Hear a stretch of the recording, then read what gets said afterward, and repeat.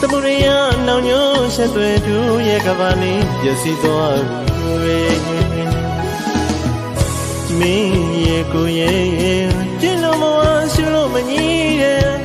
ချစ်တဲ့သမီးလေးရဲ့မိသားစုအသိမျိုးလေးပျော်ရွှင်စွာနေခဲ့ကြတယ်ဖန်လာကံကြောင့်တရားရဲ့မိသားစုတို့ရဲ့ဘဝလေးဒီလိုနဲ့ဝေးကြတော့ကွယ်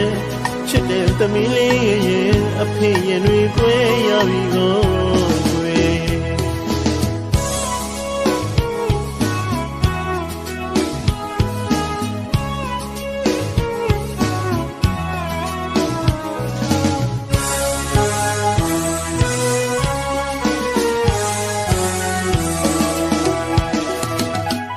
သမုဒယနောင်ညိုးဆက်သွဲသူရဲ့ကဘာလေးပျက်စီးသွားပြီကိုယ်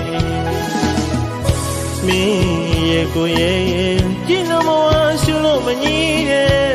ချစ်တဲ့သမီးလေးရဲ့မိသားစုအသိမျိုးလေးပျော်ရွှင်စွာနေခဲ့ကြတယ်ဖန်လာကံကြောင့်တရားရဲ့မိသားစုတို့ရဲ့ဘဝလေးဒီလိုနဲ့ဝေးကြတော့ကွယ်ချစ်တဲ့သမီးလေးရဲ့အဖေရင်တွေကွဲရပြီတော့ကွယ်အခုဆိုတယောက်တည်းအဖေလွမ်းလို့နေရပါပြီကိုရဲ့သမီးလေးရဲ့ချစ်တဲ့သမီးလေးရဲ့အတူတူပြောခဲ့ကြတဲ့မိသားစုအိမ်ကဘာလေးရဲ့ဟာ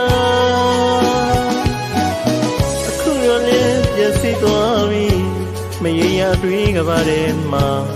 ကိုသိမ်းမောင်တရားအယူကြီးလူယူမတက်ခါနေ